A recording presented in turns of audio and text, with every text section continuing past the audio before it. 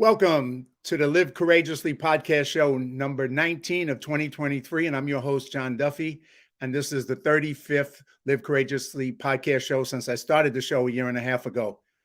Courage is the first of human qualities because it is the quality which guarantees all others. And if you haven't seen the previous 34 podcasts with some of my amazing, courageous friends sharing their powerful stories of overcoming all odds and going on to live powerful lives and making a difference in the world, you can watch them on my John Duffy Live Courageously YouTube channel. And I have another 75 amazing friends planned to be guests on some future shows.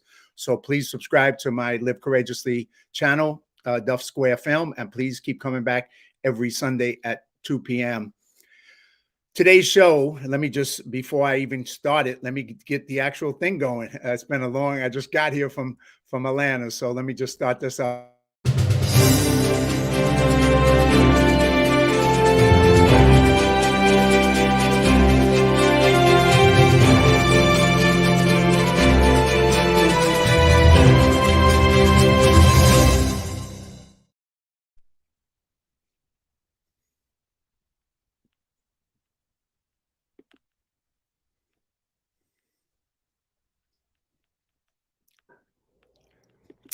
All right. And today's show, it's Memorial Day weekend. And I just wanted to just share that for those who may or may not know, there's 3 military holidays: Veterans Day on November 11th.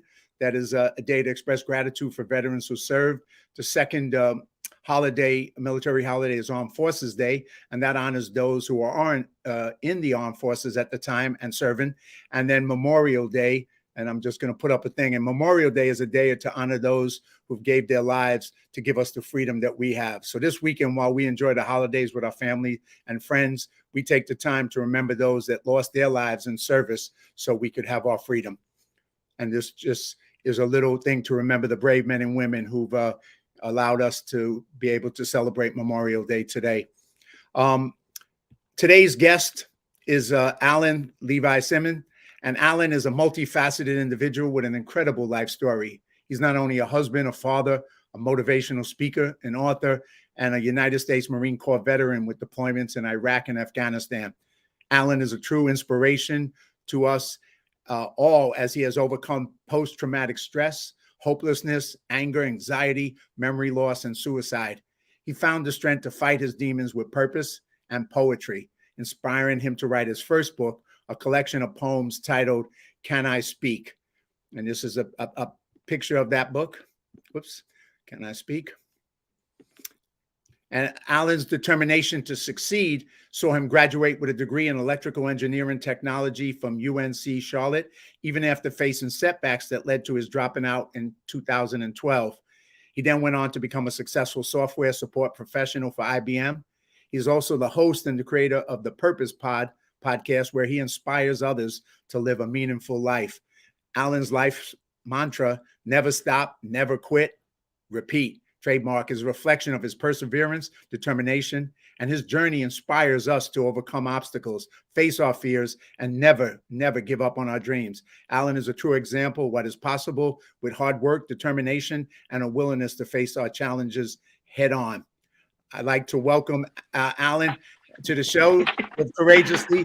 Thank you, brother. Hey, John, I was in the middle about to moving stuff around. You're trying to move the technology, right? Yeah, I was moving stuff, but thank you, John, for the amazing introduction. Well, you're very welcome, man. And it's a pleasure to have you on the show and a pleasure to meet you. We haven't met in person, but you were introduced to me by Dr. Trina with her nonprofit Giving Hour. And she said, hey, there's this great guy. You got to meet him. You got to have him on the show. And so she's the one that connected us. So I'm glad that she did. Yeah, I am as well. That was awesome. And I want to just thank you, Trina. Shout out to Trina and shout out to Giving Hour. Shout out to those who are suffering, but they are moving forward. Just want to encourage everybody to check out Giving Hour. Please do that. Yes, absolutely. It's a great nonprofit organization that's working in the mental health field with veterans, but also with others as well. And it does some great work. So let me before I start with you taking us on the journey of your life, Alan, maybe, because the show is Live Courageously and you seem to have had a very courageous life. What does Live Courageously mean to you? I saw that you asked that question. I was like, man, how am I going to come up? What am I going to come up with? But when I was listening to others explain it, and it mentioned that they mentioned how it could be different for everyone, right? But live courageously for me is more of a mindset because it's a decision, to face your fears, and your thing is faith over fear, right? So I think live courageously is just that, like choosing to have faith that everything's going to work out if you push forward and persevere. Well, I think that's a good way of summing up for people. But you obviously went through a lot and you've overcome and you persevered. But take us on your journey. Where did your personal journey? Where did your life start out? Where did you grow up? And take us on that journey of life that's taken you to where you are today. Yeah, so my journey of living courageously, I would say I've had a good journey. I've chosen the courageous journey because of my choices, I would say. Like growing up, I'm from Summerville, South Carolina. It's a town near Charleston, South Carolina, in the Low Country. And I grew up there, and then I went in the Marine Corps after graduating high school in 2007. The crazy story about me joining the military was because I was a young guy graduating high school, expecting to be a father. That is why I joined the Marine Corps. I find out in boot camp that I was not the father of the child. And, that really kind of shifted my life because I made this decision, to be there for a child, but then now the child isn't mine. So now I signed my name to Uncle Sam, you know. So, I joined the Marine Corps. I go through training, and I become an electrician.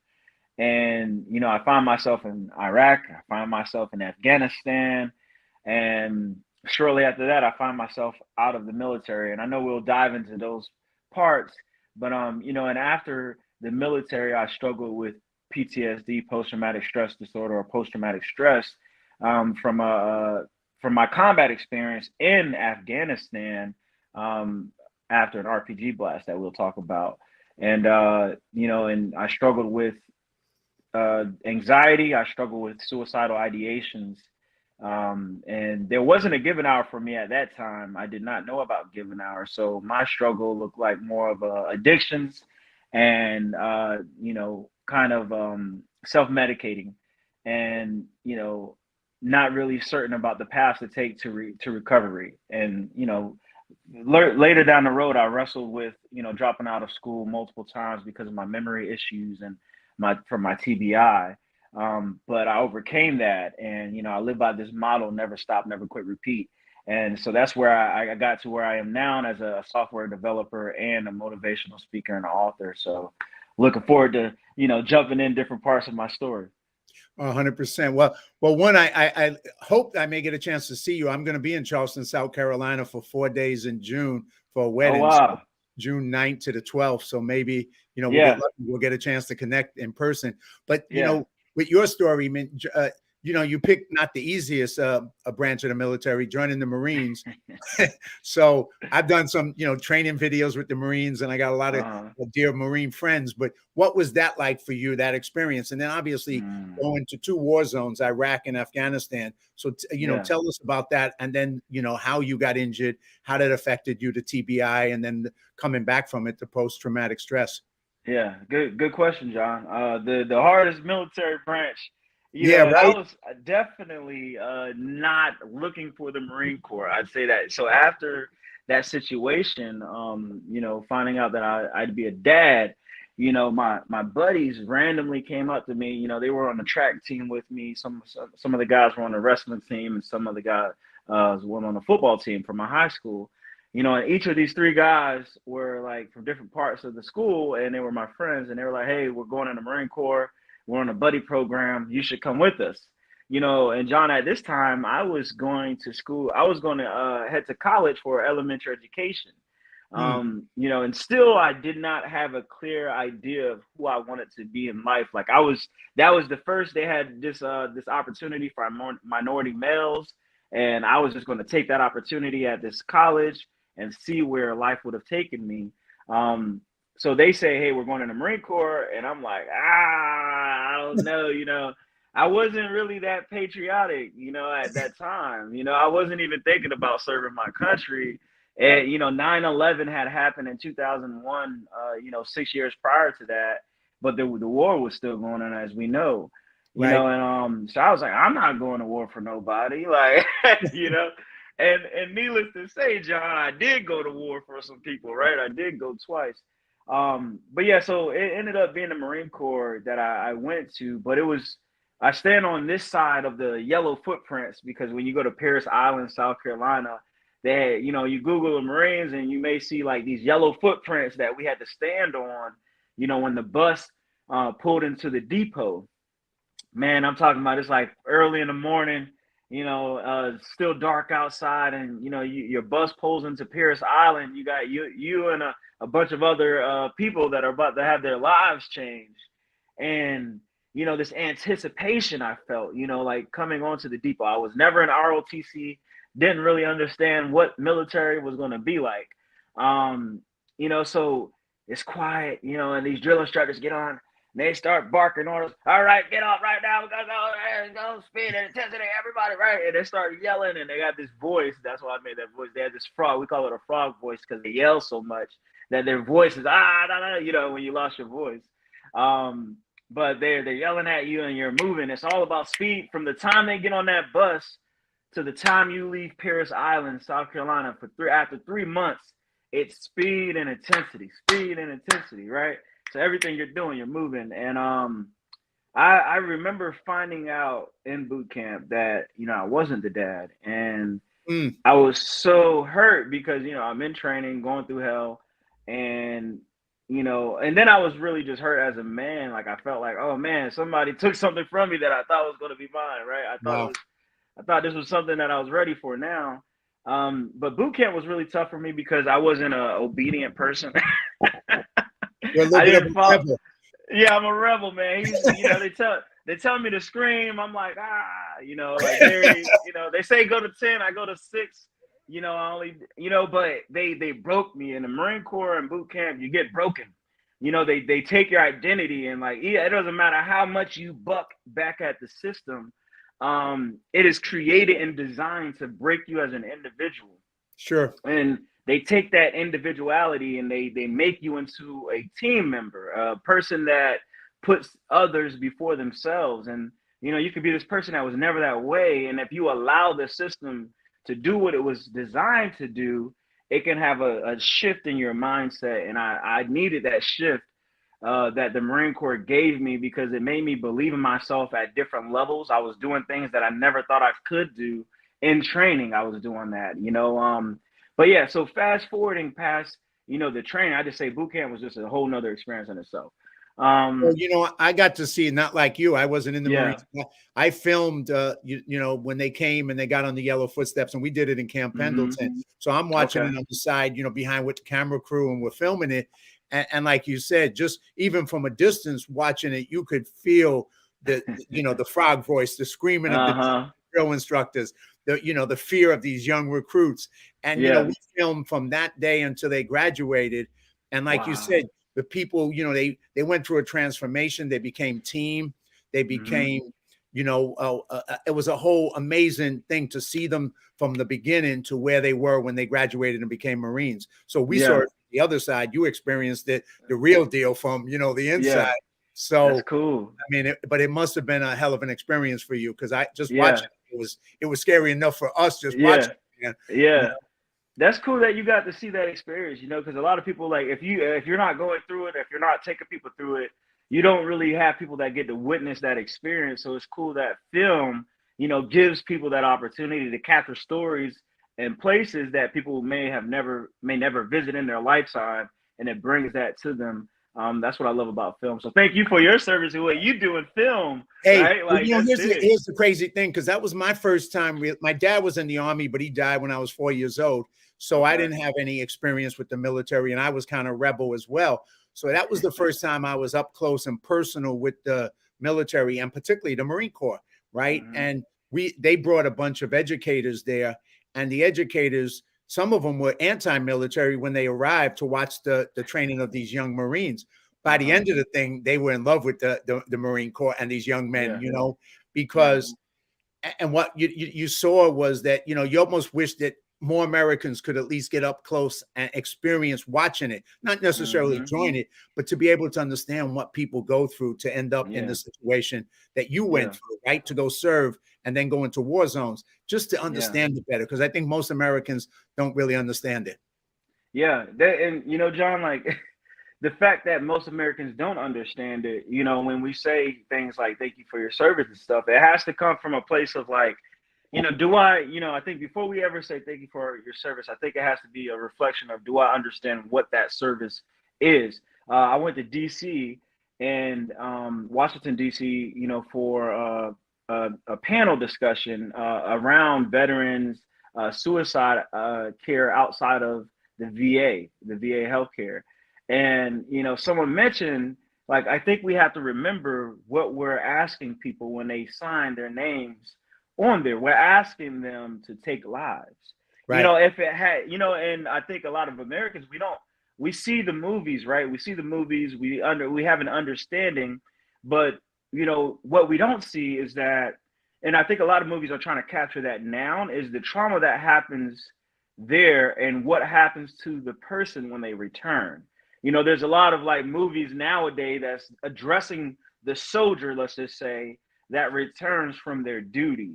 You know, and that soldier, that person, they're battling in the mind. They're battling a war that they left the war zone, but now that war is now in the homeland, right?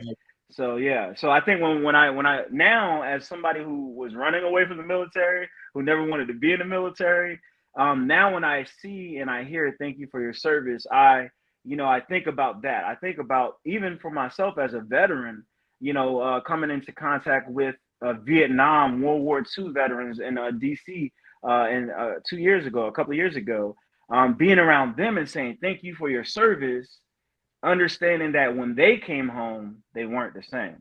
Right. Yeah. And well, let's go with that, because, you know, you started to lay out, you know, you ended up in Iraq and Afghanistan, and it had a pretty traumatic effect on you as well as and so tell us a little bit about that. What in that world created that in you? When you came back, you had to deal with post-traumatic stress and mental challenges and suicide and all those things. So take us through that journey that you went through. Yeah, so my first duty station, I was in Okinawa, and you know, I had just became a corporal, E4 in the Marines, and you know, when you're in the Marine Corps, that rank holds a lot of weight. It's something that you really, it's the first rank that you really, like, you know, after Lance Corporal, you know, you get some delegation, you can kind of lead, you can start leading Marines. Corporal is when you kind of get that manager title, in a sense, like, you know, they will trust you to take these Marines into battle rank, right? You're the leader, the squad leader. So I was offered an opportunity to join a meritorious board where I would compete against these other Marines for the rank of E4. And I did not believe in myself. When we talk about live courageously, and I'm leading my way into the war zone because this is how I got there. But but living courageously, John, like, I think about Okinawa, Japan, and how it was fear over faith at that time for me. And, you know, I did not believe in myself in that capacity to be able to go up against these hard chargers, these Marines who are running every day and doing their best in the education settings. And like, these are the Marines that are at their top. I didn't see myself there, even though my leadership did. And the craziest thing happened is that I win the meritorious board. I beat these other Marines who are going up for that rank, right? And I start to understand something. I'm like, wow, I am that person that I don't see in the mirror, right? Wow. You know, so at that point, right when I got promoted, it was a conversation between myself and another Marine who had also they placed them on the board as well, and they were like, okay, we got two guys that's going to win. It was me and my buddy from my platoon, and they were like, hey, we need a corporal to go to Iraq, right? They said, be careful for what you ask for. As soon as I get promoted, a quota came open for a Marine corporal to go to Iraq as an individual augment to serve the joint forces. And this is the joint services were with, the Italians, you had the other guys, the Ugandan guards, and you're in it with the Army, the Air Force, Marines, and Navy. So it's all of these forces that are together. I had no idea about all of this. This was only in the movies, when they're at the big command center and they got the big TV and they're all talking about, oh yeah, we got this event here, right? I hadn't seen that before, so I'll go. This is my first my other volunteer of joining. I did say I'll go when it came to Iraq. I said I would go, and I feel very proud and honored about that because my buddy had just got married, and I was like, you know what? I'm single. At that time, I was single, no kids. I was like, I'll go, right? Because I understood the capacity of what that meant, right? Like it doesn't mean like when you hear you're going overseas, most of the time, I'll say 90% of the time, you're thinking I probably might not come back. That's right. Right? Like so when that's what that was. So I get sent over from Okinawa, Japan. I go to Florida MacDill Air Force Base. Got to have the Air Force experience for a little while, the Hollywood life as we call it. Because the Air Force guys, they get it good. They get it real good. Very different than the Marines, right? Very different. Yeah. We sleep on cottages. They got a queen. So yeah, it's different. But it's different. But no, respect to the Air Force though. But so I get to MacDill Air Force Base, and they put me out in my own little condo, right? And I got my own rental car, so the Air Force hooked me up, and this is prepping me for Iraq, and I get to Iraq, and it's a different place, right? It's not Summerville, South Carolina. It's not Charleston. Right. It sure as hell isn't the United States of America, right? Like this is different. This is here is where people are putting bombs in their vehicles and driving it into barriers and buildings. Here's where people are strapping bombs on their bodies and walking into crowds and community spaces. Here's where they're shooting mortar attacks over barrier walls and hitting our buildings, right? So that's a different type of war. It's not just people shooting. You have people blowing themselves up. So being there, I was able to work in a center to where I would, I was a radio operator. So it was the first time as an electrician, I'm doing something out of my job title. I'm in a radio operator. Every time people are leaving the base, going on a convoy, they had to call in, and I would take record of who was leaving and who was coming back. It was a very important job. And then I would also have record of significant events that happened over the Baghdad and the Helmand province area. So every time there was a IED attack where the Taliban was there, I would have to coordinate reports and have those discussions with top commanders, colonels, brigadier generals.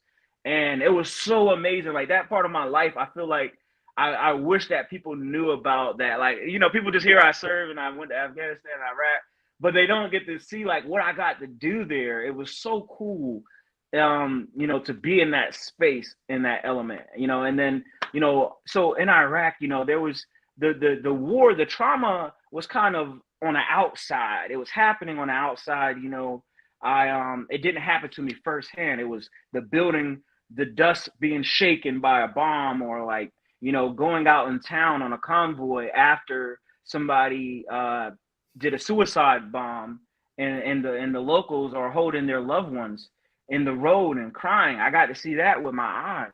So coming from Iraq, oh, go ahead. You got something? No, I keep going. Yeah, because I want to try and get you to take us to the trauma stuff, because you got so much. Okay, yeah. And I want to make sure we get to the. Yeah, I'm gonna go there. I'm about to jump out to your poetry. I want to do it all, man. So yeah, just if you can kind of fast forward us to what Afghanistan drove you, and then how did you deal with the trauma? Because that's such a big part of your speaking as well. So right. If you can just take us through that, that'd be great. Yeah. So that's Iraq, and then that was in 2008, 2009. Afghanistan came 2010, 2011. I was in California. I was at Camp Pendleton, Oceanside, Sunnyside, California. And I was attached to Explosive Ordnance Disposal Company. That's EOD, and they go and defuse bombs. That's what you call when you find a bomb. So I was attached to those guys, and like the movie Hurt Locker for people who, yeah, right? You know, that's exactly what they did, right? Exactly, like the movie Hurt Locker. Great film that captures that whole thing. Right. But yeah, so we're in Afghanistan, and I remember it was December 2010. And you know, there Corporal Benjamin, he's this guy that's been over there. He's on his second tour. His brother had died in Afghanistan. He decided to come back and fight the war in Afghanistan again as an infantryman. You know, he asked me, "Hey Simmons, you want to go on a patrol with us tomorrow?" I was like, you know, yeah, I'm down. I'm down to go on a patrol. You know, and the next morning they wake me up, and you know, I'm getting dressed and getting ready to go on this patrol just to let the locals know, like, hey, we're here, protect you. Let us know if you have any problems, right? So we get out there, and they're going over the formation, and the formation is a V formation, like a letter V. And they tell me, Simmons, you're going to be on the top part of this formation right here. So I'm the lead guy on the right side. I was like, you're going to put the black guy up front? I'm going to die, right? Like I said that. Like I was like, you're going to put the black guy up front, right? And everybody was laughing and getting kicked. But they put me up front anyway, so I was up front. And we get out there, we get outside the wire, and we get to this house, and this guy, he's hopping up, looking like he's on the phone. And I was like, hey, there's a guy back there. He looks like he's paging in someone. It's like, Simmons, calm down. It's your first patrol. It's okay. 3 guys ride by on a moped, one on the handlebar, one driving, one on the back, and they wave at us, inshallah, inshallah, you know, tell us God be with you, right? And they disappear. And next thing you know, we're walking down this trail, and this kid comes outside. He's probably like 7, 8 years old. I don't know, you know, speaking in his language, and he tells the interpreter that the Taliban told everybody to go inside because they put an IED in the road. And he had not told us where the IED was. It's just that they put an IED in the road. So I get to the intersection, this cross intersection, and I'm looking through my rifle scope, and I'm like trying to find something, and a voice speaks to me. I say this, a voice speaks to me and tells me to look by my foot. I hear something say, look by your foot. I look by my foot, there's a haystack. Look under the haystack. I look under the haystack, and there's a propane tank with a cell phone strapped on top of it with 12 9-volt batteries. And like, so there's an IED. I scream, IED, right? Wow. Right. So an IED is right there by my foot. It's one of those ones where they have to call it, and then boom. So we fortunately had the radio jammer that was on the pack of my sergeant who was in the patrol, and he came and he placed the pack by the bomb, and we separated from the bomb into the 360 around the bomb. And you know, this guy, he gets me to go into this house to after arguing with him, he gets me to go into this house, you know, after I've been shell shocked right now.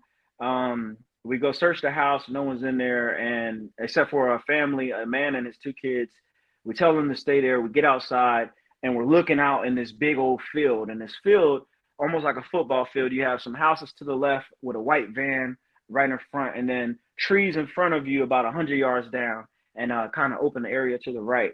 And this man is running, and I'm watching him with my scope, and he's running. He has a bulletproof vest on, and so I'm thinking, okay, Taliban. My boy, he calls it in, command, possible Taliban, can we engage? They said, does he have a weapon? I'm looking, I'm like, I don't know. He has a trigger device in his hand. Can we engage? They say, if he doesn't have a weapon, rules of engagement, don't engage, right? So can't shoot any locals or anything like that, so you don't engage. So he disappears, and once he disappears, there's gunshot, like coming from in front of us, and bullets are just skis.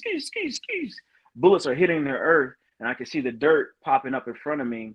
And you know, fast forward, we're exchanging fire, and we have to turn back and get with the rest of our platoon. I turn around, I'm zigzagging, drop it to the ground, turn around, zigzagging, get to the ground, and I get up again, and I'm running, and all I know is a boom, like a flash, big old blast happens about like a couple of feet, 8 feet or so in front of me, and pushes me back in the air and against the ground. And, you know, I hear my ears ringing, my heartbeat slowing down and everything. And, you know, that's when the RPG blast happens, and I my life flashes before my eyes for the second time in that day, or the third time after the bullets. That was the thing. And coming from that is where I had the narcoleptic. I was narcoleptic, falling asleep while talking to people while I was in Afghanistan, forgetting Wow. my rifle, forgetting my cover, so having little memory slips.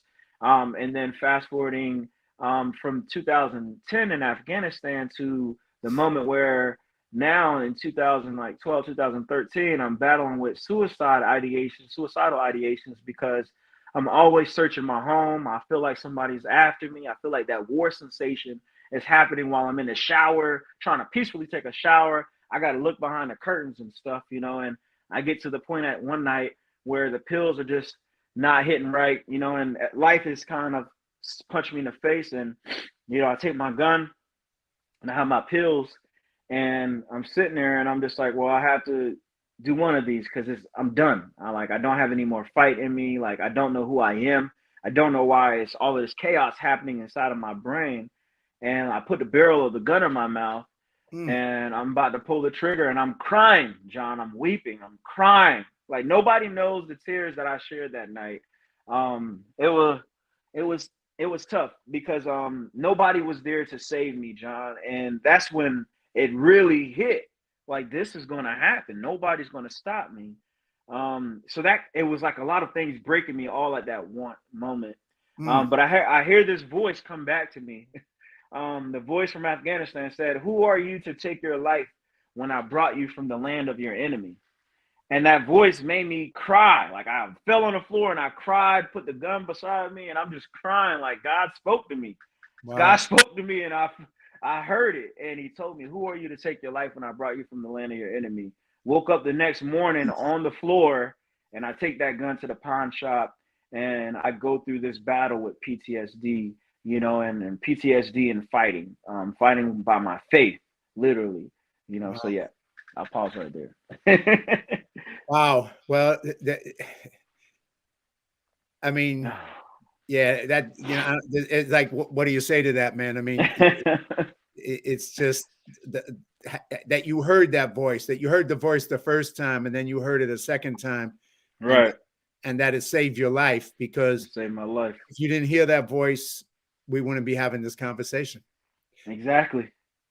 Um, and for people who've never experienced it, and that takes you further, because you go on to deal with all this, and then to begin to become somebody who inspires others to deal with the mental health issues that they're facing, whether veteran or not.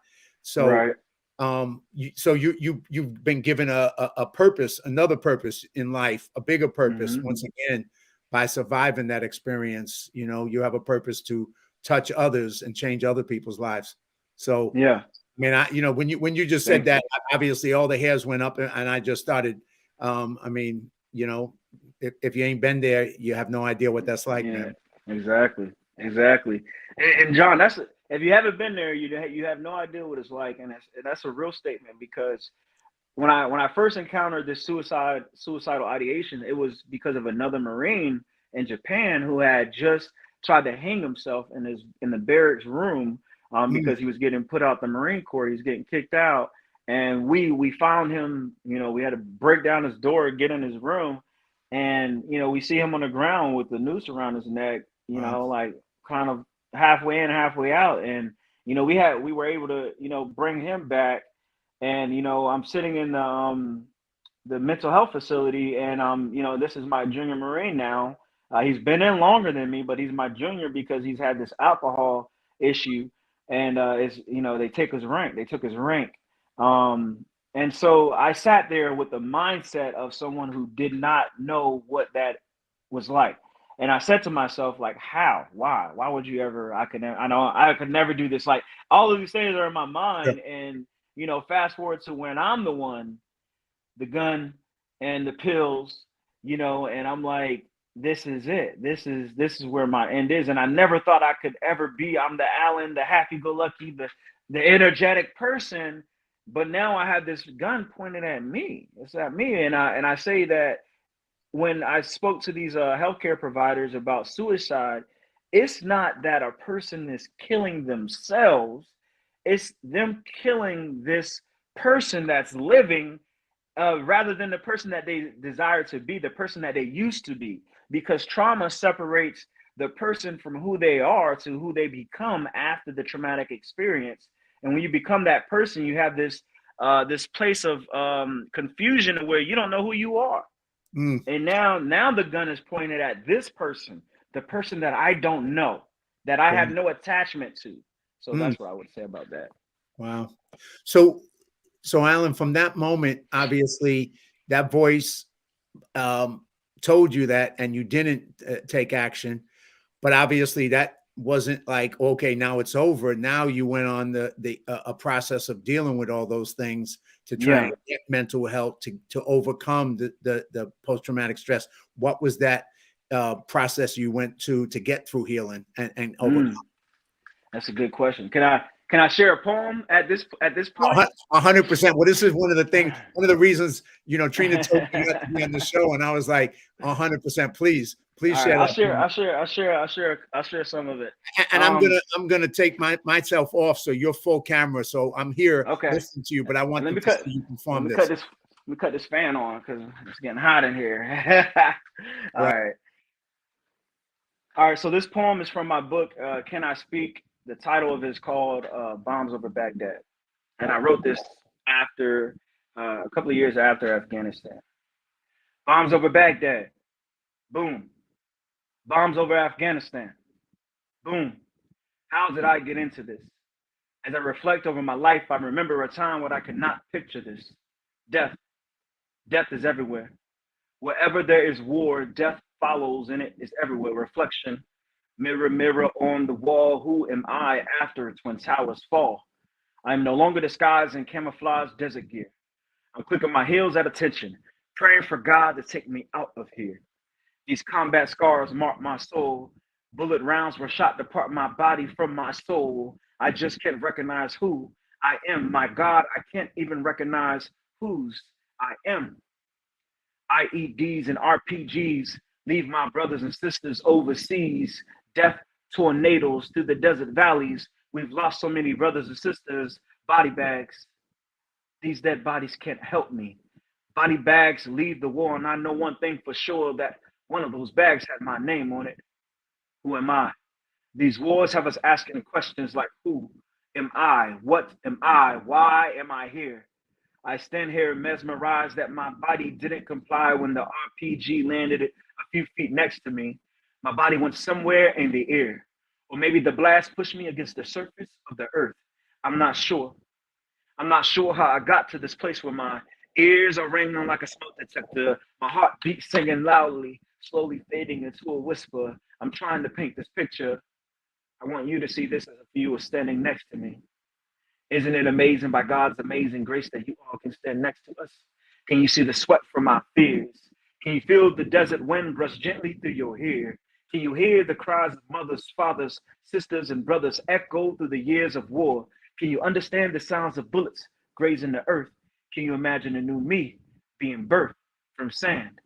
You may ask, how can I believe in a God who made Adam from Eden's sin, yet he birthed me from the sands of Baghdad and Afghanistan? I didn't come home the same. I couldn't gather the pieces of my pain, the thesis to my pain. How could we come home the same? And I'll pause right there and give you that piece. It's a 5-minute poem, but I wanted to give that to you right there. Wow. Wow, that's powerful. That's powerful. Thank you, brother.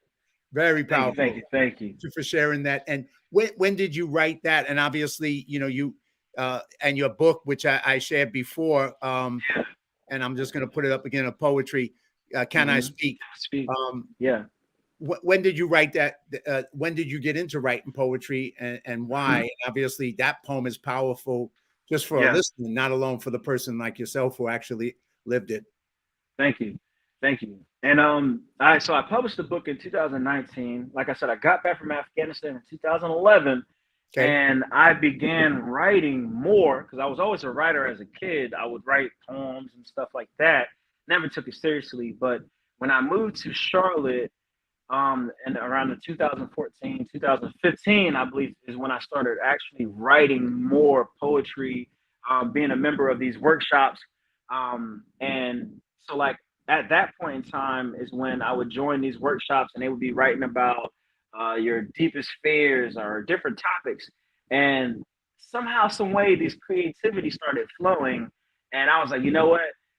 I want to write something that can really touch veterans. It could touch the listeners. It could touch me when I do it.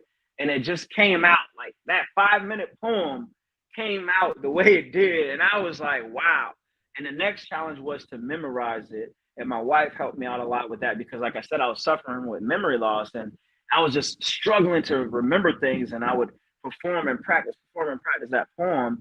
And now when I stand on this other side, it just gives me so much life to hear it over again because it's a testimony about everything from being in to 9/11 to being a Marine in the desert to feeling the desert to feeling the wind to feeling the gun in my mouth, right?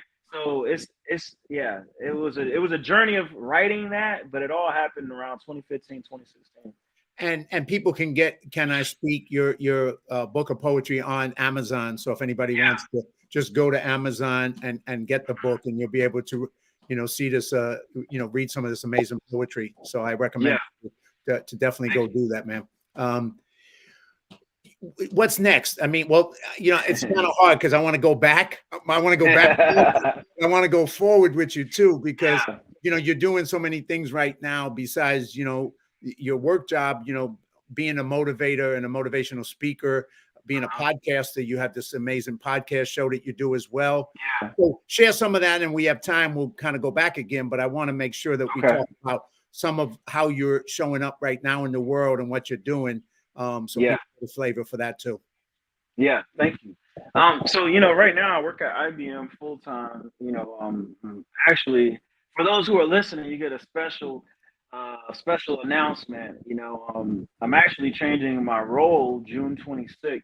I'll be IBM technical sales. I'll be leaving the software support side. I've been working here since I graduated from college in 2021. So I'll be over in technical sales.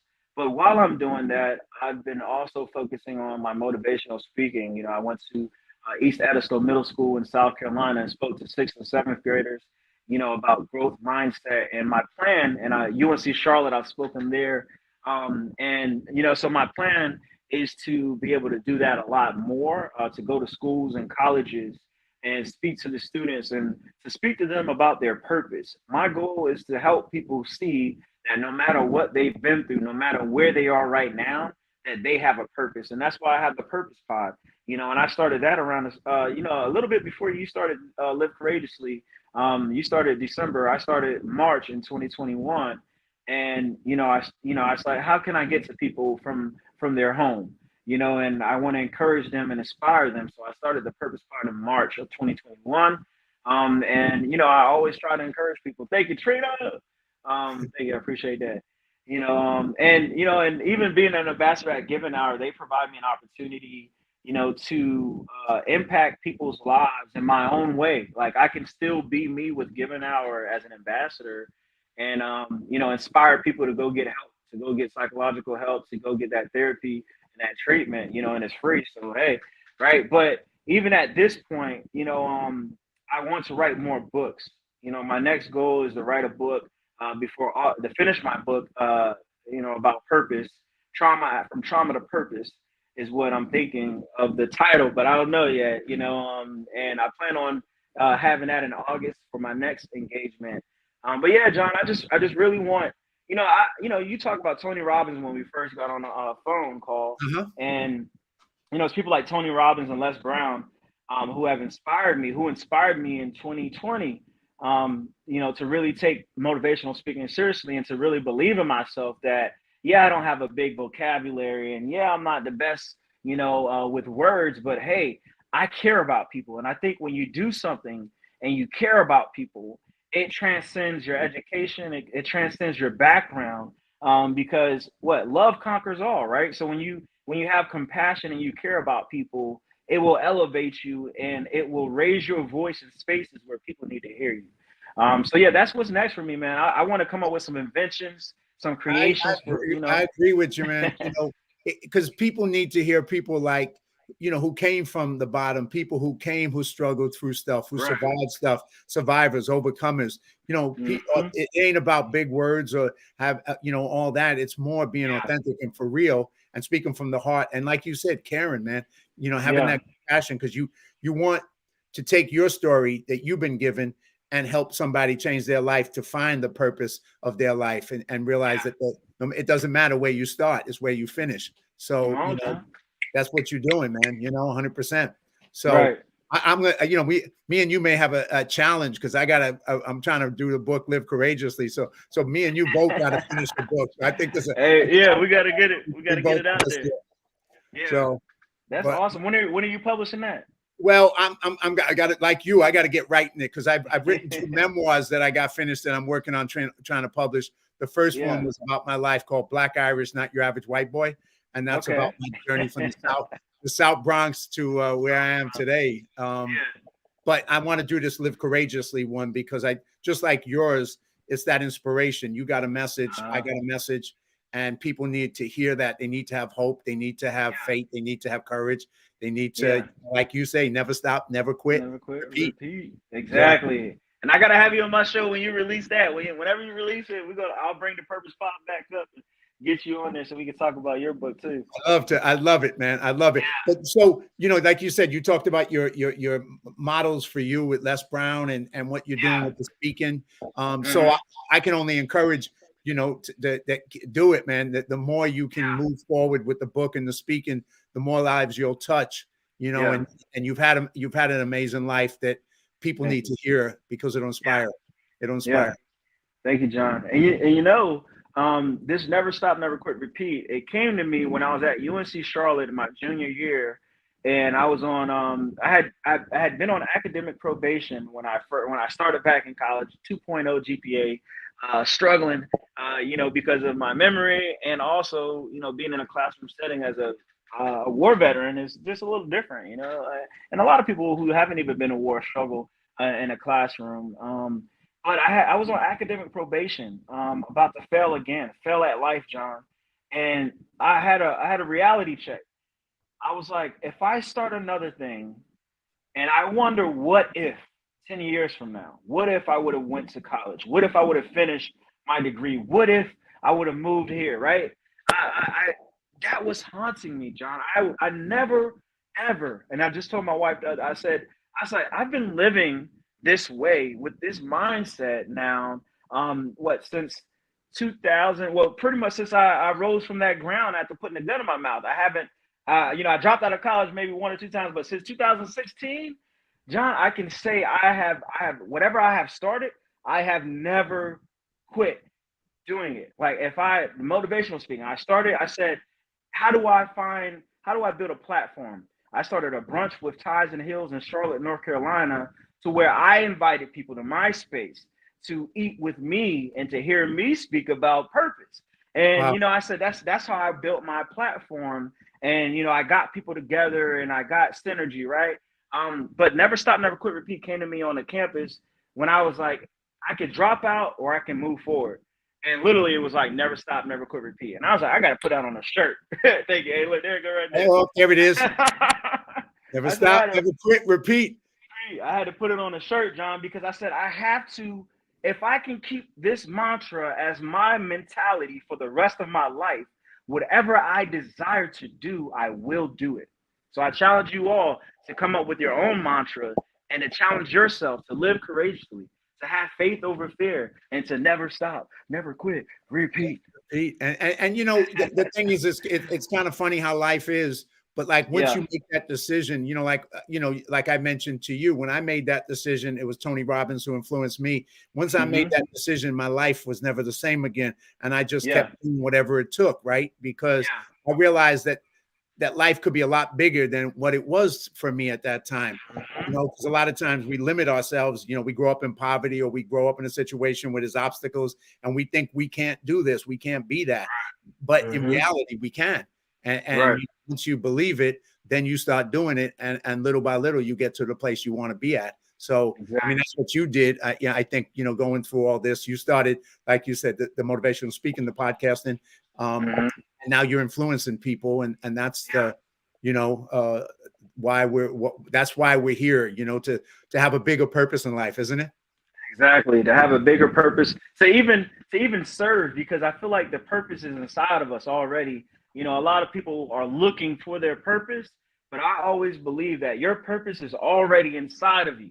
Whether you have to get to the right temperature for it to rise up to the top is one thing. So whether you have to change your space, change your mindset, change what you're looking at.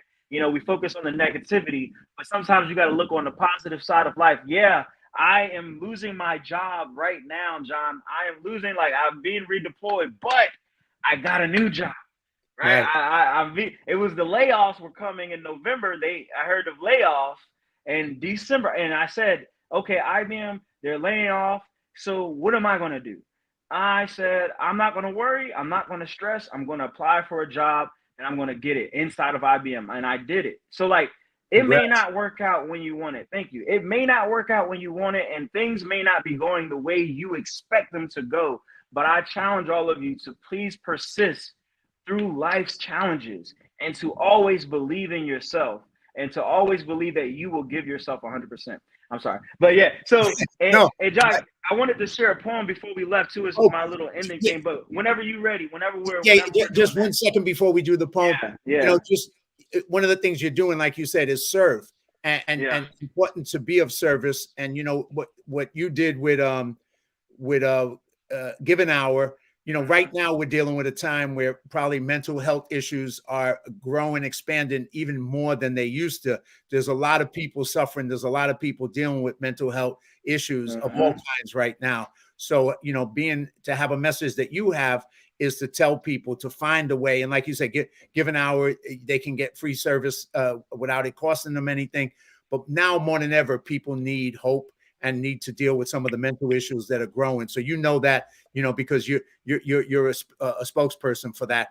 So let's pivot, because I want to get your poem, because that's what one of the things that's special about you, man. So I'm gonna put myself on mute. I'm gonna go quiet and put you on so that we can stay focused as you do this poem for us. All right. I appreciate it, John. And y'all make sure y'all like, share, and subscribe. Like, share, and subscribe to Live Courageously with John Duffy. He's an amazing, amazing man. So make sure you please like, share, subscribe, tell somebody about this podcast show, and let them know to subscribe. So thank you, John, for this platform. All right. This one is called Unbreakable. Don't let failure imprison your mind, bring scoliosis to your spine, and leave you bent. You were born to be great, set aside to be great. Your every breath is more precious than diamonds and pearls. Step out from this world and take a leap into your destiny. Look into the mirror and see what others cannot. You are royalty. Your loyalty should be shown by how much you have grown. Seeds of failure and success have both been sown, but please don't step down from your throne. Keep marching, keep moving. You are almost home. Did anyone hear your story and said it had no meaning? Did anyone hear your dreams and told you to stop dreaming? If so, let them go. Let them watch God take you from the valley into your promised land. Take my hand as I remove you from this quicksand. Fly with me. Gather your feathers, lift up your head, and aim to the stars with me. Stretch and reach the heights with me. Unbreakable people will be tested by pressures that measure their durability. Do you believe in your ability? Do you believe in God's ability? You are unbreakable. Thank you, John. Thank you, man. Thank you. That's powerful. Once again, thank you. Thank you for sharing it. Because, you know, even more important than just conversation and what we're sharing, I think poetry touches us on a deeper level. And I think your poetry definitely does, man. So thank you. Thank you for that. Thank you. So let me, as we have a few more minutes left, I just want to kind of say, how do people contact you? I'm going to put up a little bit. Maybe this is some of your contact information right here. That's your website. That's where they can book you as a speaker. That's where your podcast is. That's where your LinkedIn page is. They can also go on Amazon and purchase your poetry book. So that's where people can reach out to you, connect with you, involve you, and get you as a speaker. So besides that, you know, what else? You know, there's another thing that you always say that comes from one of your things, and that's you know, I believe in you. I believe, and I think that's a powerful message. You know, I believe in you. So once again, as we close out, what message would you like to leave people with? What would you like to say to them? And just, give us some closing thoughts from you. Thank you, John. And I would just love to tell people that, I do believe in you. And I feel that each person that is living today has the spirit of perseverance within them. Whether they're struggling to wake up in the morning, whether they're struggling to take another step forward, or to walk into their office, or to walk back into their house at home, you are you have the spirit of perseverance, and you are resilient. So my challenge, I want to challenge people, because we like challenges. We like the TikTok challenge, we like the Instagram challenge, right? So my challenge for you all is to come up with your life's mantra.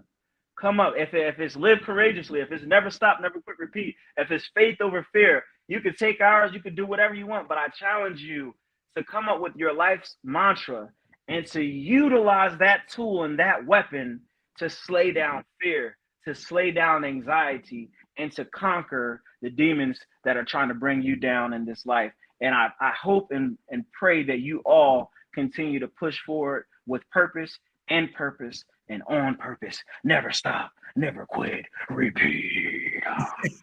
Right on, man. Right on. A great message. A great way to end. And I look forward to seeing your next book. I look forward to being on your podcast show. Yeah.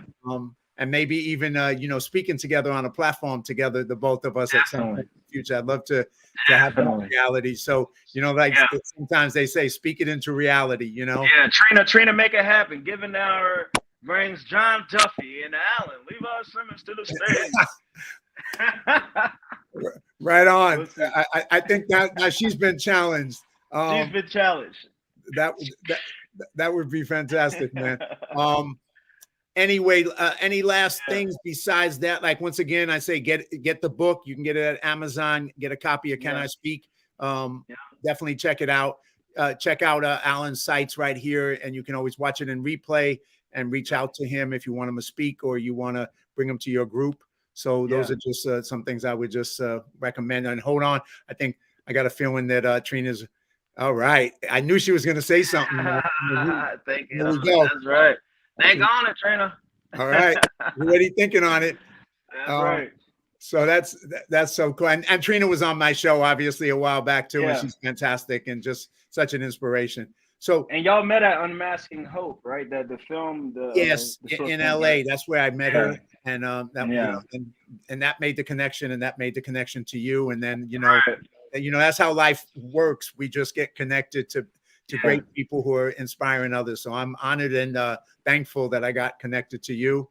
And, and you're willing to take the time and share all this with the audience of Live Courageously. Thank you, John. And you keep doing what you're doing, brother. Thank you. And you keep doing what you're doing, man. And for everybody, once again, you get a chance to watch this in later. It's a powerful story. Not a lot of us have been that in such a dark place, but it just shows you that no matter how dark life can turn sometimes, that there's another way, there's hope, there's a chance. And I think Alan's life typifies that. He went from that darkest place you could ever possibly be, and he's turned it around, and now he's somebody who's inspiring others to their greatness. So thank you, brother. Thank you so much for being part of it. Thank you, sir. All right. You have a great day, man. All right. You too. All right. I hope everybody who has a chance to watch this has enjoyed the show, been inspired by the message from Alan Simmons, and also from his poetry, with some powerful poetry there. Please check out his book on Amazon. Please check out his contact information and reach out to him if you need a powerful, amazing speaker. Please subscribe to Live Courageously and help me spread the message of living courageously. And join us every Sunday at 2 p.m. so that you can check out all the other shows coming up. Here's my contact information that you can reach me on email, YouTube channel, Facebook, Instagram. And then, as they say, here's